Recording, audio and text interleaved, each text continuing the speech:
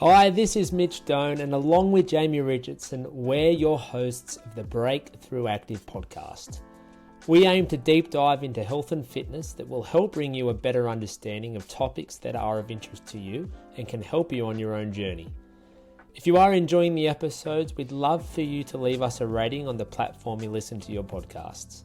Enough from me, sit back, relax, and enjoy the episode.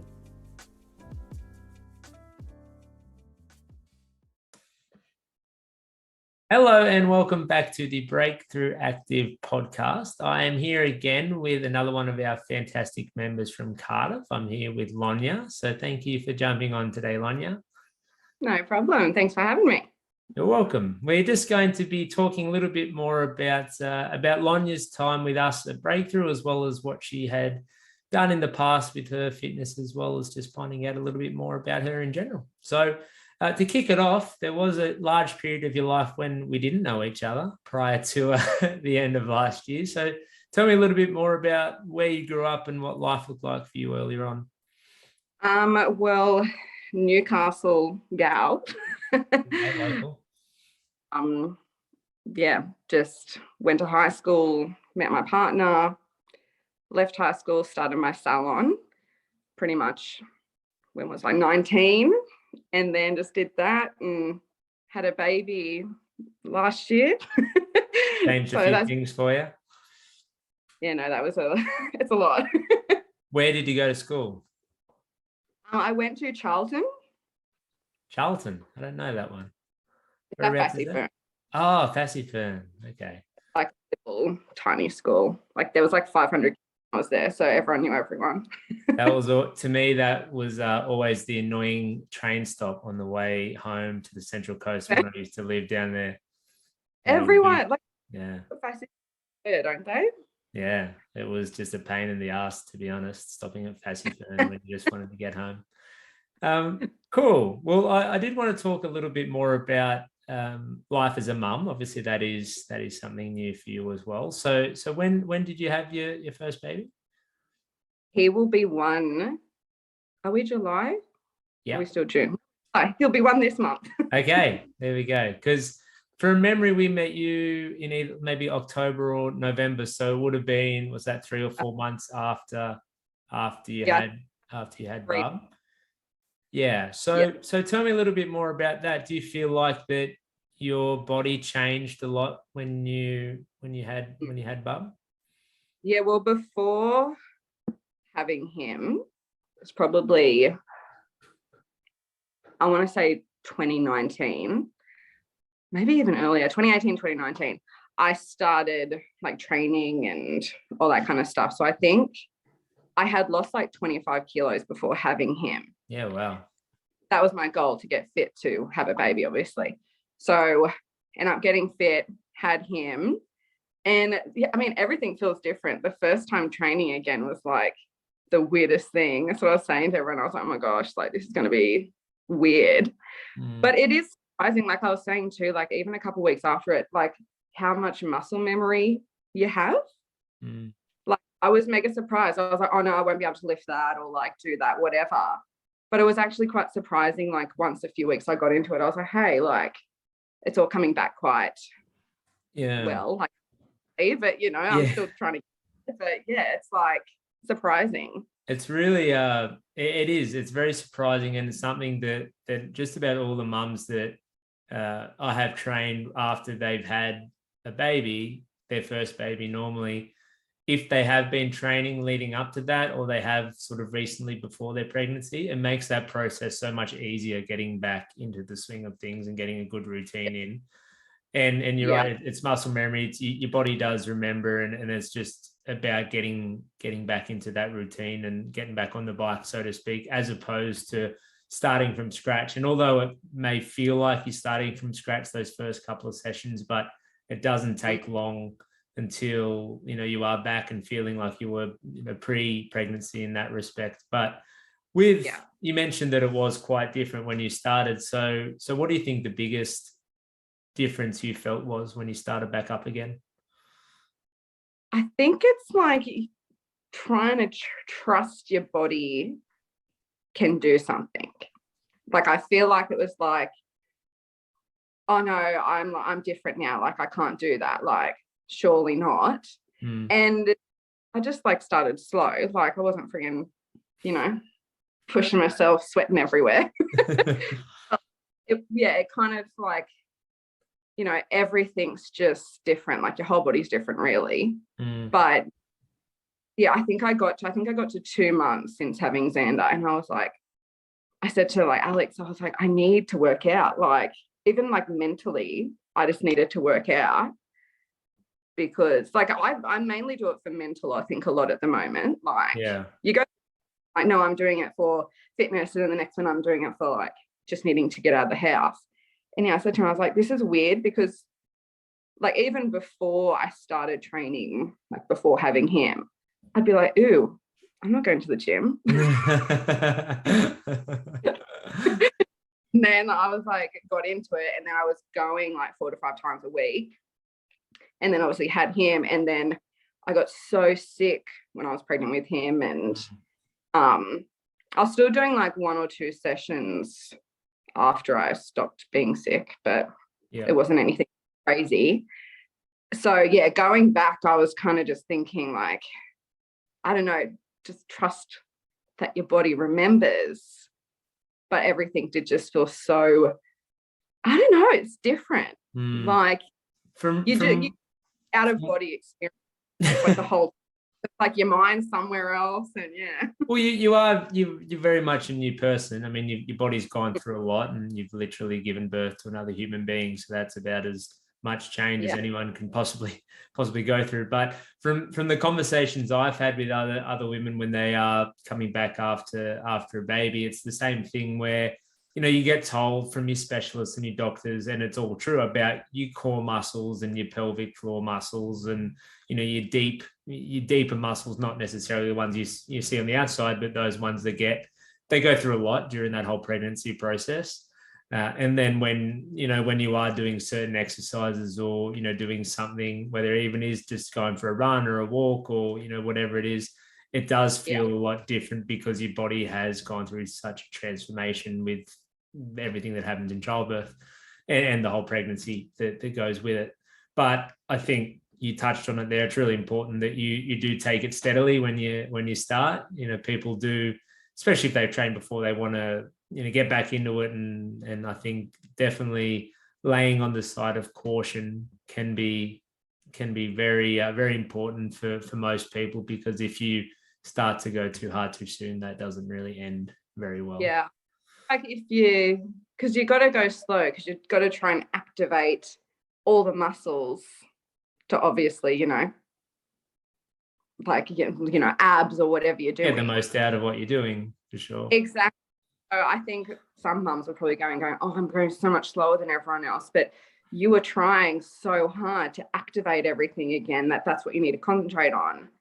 Because like you were working just as hard as everyone, not as fast, but you were thinking about tightening and like lifting and, you know, making sure everything's going to be on track and not hurt yourself. So yeah, us guys will never have that that thought. We don't need to worry too much about any of that. We're very fortunate, but no, it's you're right. You need to be keeping tight in the core and keeping stable in that whole midsection, that midline, because otherwise that's when you can start to, you know, have a bit of a movement in your body where it's lend itself to some sort of injury or some sort of ache or pain, or, you know, it doesn't take much because your body's susceptible to that injury a little bit more.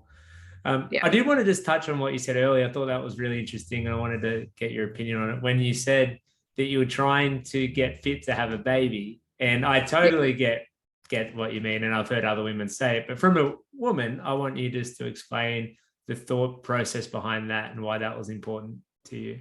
Yeah. Well, I think right before I changed my mindset to going, no, this is to have a baby, I was like, yeah, I just want to like lose some weight, like whatever. And so I think I got down like 5 kilos, and I was like, cool.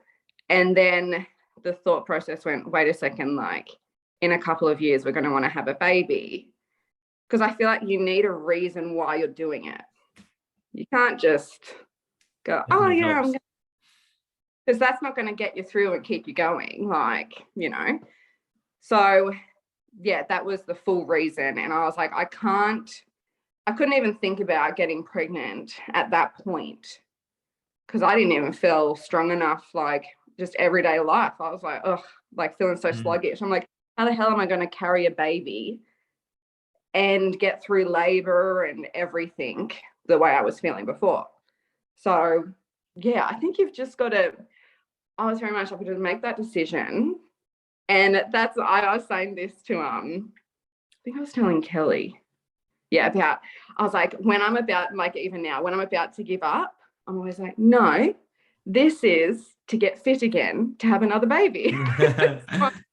It's like the goal. You have a goal, but you need to be fit. You can't be like, think you're just going to be able to carry a baby to 9 months because it's hard bloody work. Yeah, I've heard that from everyone. And again, I won't ever get to experience it, but yeah, it's probably one of those things that is the most noble and best goal that, someone can have, because, everything else, weight loss for yourself, looking good for a wedding, looking good for your holiday, whatever it is, it really is something that's a little bit more vain in that respect. But when you're doing it to try to actually build up your function and your fitness so you can get through pregnancy and childbirth, and like in your case, you just mentioned you want to have another child and obviously going through that again. So sort of thinking ahead. And I think that's really cool that when going gets tough, maybe in a tough workout, or if you're deliberating if you should go to the gym or if you should skip it, having that in your mind for some extra motivation, I think is really great. And I'm sure it's got you through some tough times, with workouts and maybe some long days at work. But I did want to touch on your work too, because you are, like us, self-employed, have your own business. So tell us a little bit more about how long you've been in business and what you do.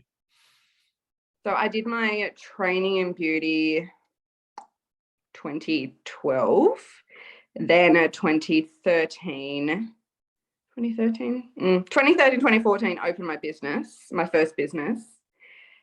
Then I think a year and a half later, moved the business and fully rebranded it again, had the commercial space. And then it was January last year, I decided to then move the business to home because I was pregnant and it'll just be so much easier once I had him and whatnot. So now I'm at home and then rebranded again this year. Yeah, I saw. So I have been doing it forever. Yeah. Well, how old are you now? 28. So you would have been, just a baby when you started, 18 or something? Yeah, I think I just turned 19, 18, wow. 19. Yeah, it's a lot to take on when you're 19. I was still mucking around at uni, being a delinquent. Yeah, I never went through that whole partying phase. Like, I think I probably went out in town like a handful of times because I was like a bit. So you grew up about 5 years faster than I did, by the sounds of it. No, that's cool, and I think for anyone who's self-employed will be able to attest to this, know this, that you have to work hard to get it off the ground to start, and then you have to work hard to keep it going. And it's just one of those things where it's an absolute ongoing battle to keep things moving. So, keep being able to support yourself to get by and to be able to provide a good service or a good product to your customers and all that jazz. So for that, and I think it can tie into people's work ethic, when it comes to the gym and working out too, because like I mentioned, that people who work hard at within their profession typically have that discipline to be able to work hard when they put their mind to something. So I'm not surprised that you're very goal oriented.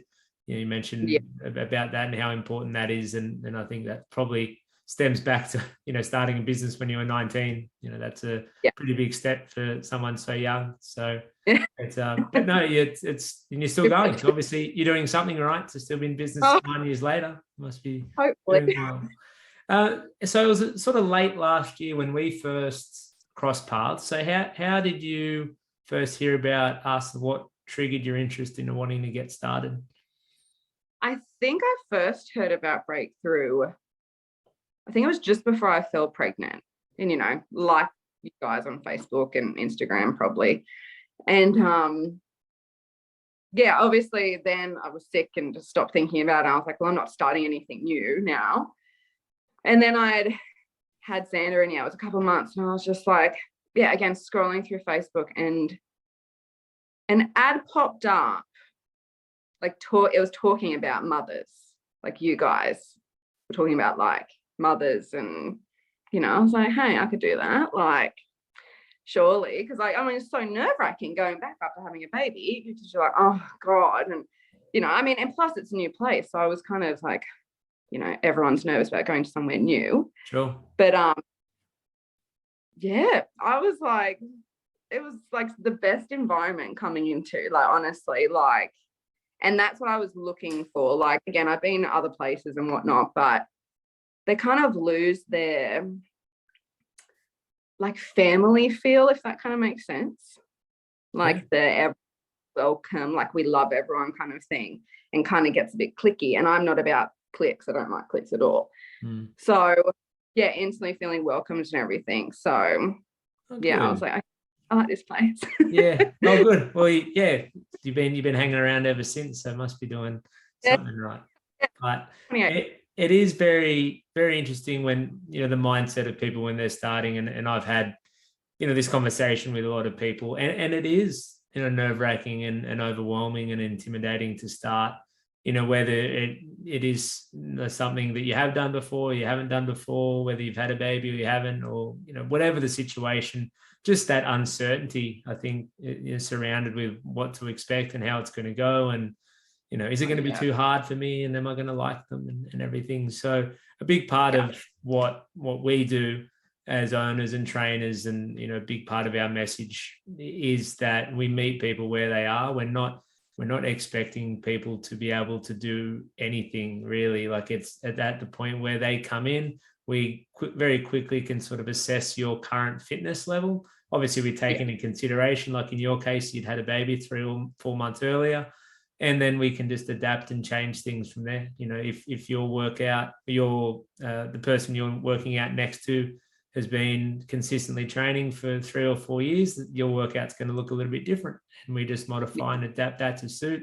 And I think once people get through that first session, it is a big relief, and they sort of probably have some of those anxieties that are squashed a bit, and they feel a lot more comfortable.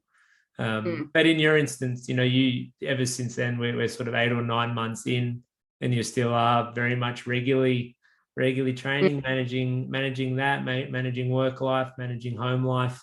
So for you, I mean, what do you think that the key is for being able to manage everything for someone busy like you? I think you've just got to, I mean, I'm lucky I have like such an awesome partner as well. Like, he is amazing. And I think you got to just communicate it, because obviously he works out as well. Like, freaking, he goes early for work, and then I then tag team with him, with Xander, because he works full time. But we have a calendar, like a whiteboard. Yeah. I've started to write everything out, and the days I'm working, because my days change each week. So what days I'm working, who's having Xander, and what days I would like to go to the gym, and what days he's going to the gym, because that's our priorities. It's just gym, and obviously making sure Xander's okay. And yeah, that's probably pretty important too. Yeah, a priority. That's what we've both done. It's a priority that we both want to, not only because of physical, but it's our mental thing too. Like, the day I couldn't come because something happened, and I was like so upset. I was like, and I was like, this was going to be like a mental health workout. Like, I just needed that. Even social interaction, which I love. Like, if you've been at home all day with your baby, you're like, so over it. Yeah, I want to be like an adult. But yeah, when it's a priority, and we both know like these are the key days that we want to go, and we just work with each other. So I'm so thankful that he is freaking amazing. And obviously my mum did Xander a lot for me. So having that network is really important, and having a supportive partner who obviously understands, because I mean, he does it himself, but also just understands something that you need and that you want to do as well. And even when we've been trying to organize this talk the last few weeks, I know that you're busy, and it's that's why I wanted to ask the question about planning and how you kind of balance it all. But you're 100% correct in my opinion. It's whatever we find to be important and whatever we prioritize, they're the things that we are able to take action on and see progress with. And for you and your partner, by the sounds of it, you both prioritize your health and fitness and make time for it. And you're both understanding of each other. And like you said, you tag team it, and, you might be giving up time doing something else so you can dedicate it to working out. And I think for anyone who does keep consistent with their exercise and training over a longer period of time, you need to have it as a priority. There's not many people who just have ample time in the world to be able to mosey in and train, whenever they want, whatever day they want. And it takes a very conceited effort. But you've done very well in balancing that. And, the last, 8 or 9 months with everything, since we've met you.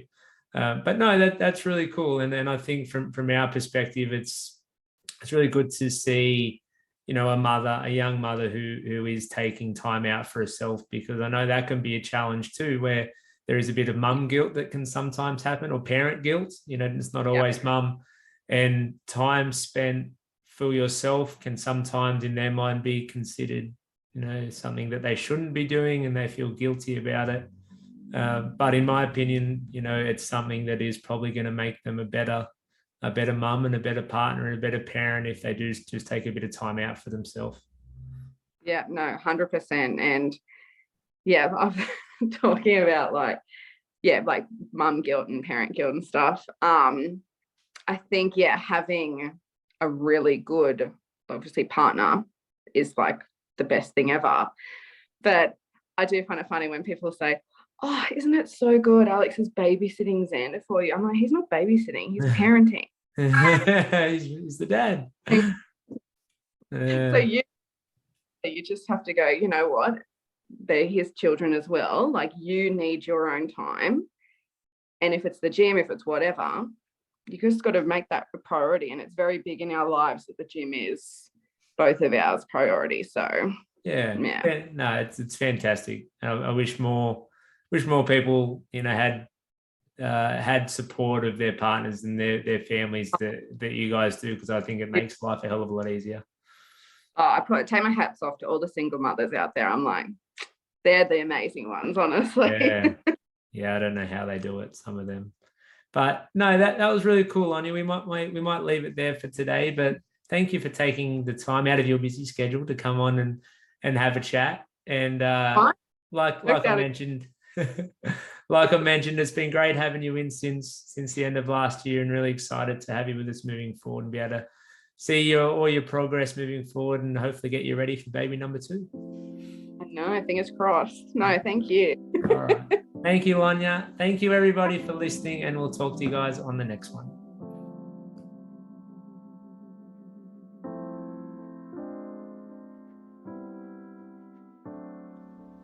Thank you for listening. I hope you enjoyed the episode.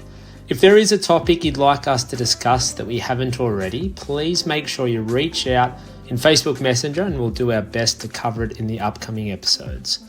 For those of you enjoying the podcast, we'd love for you to like, subscribe, and leave us a rating. It really helps us grow and spread the good word. Hoping you're all having a great day, and we'll be sure to see you on the next one.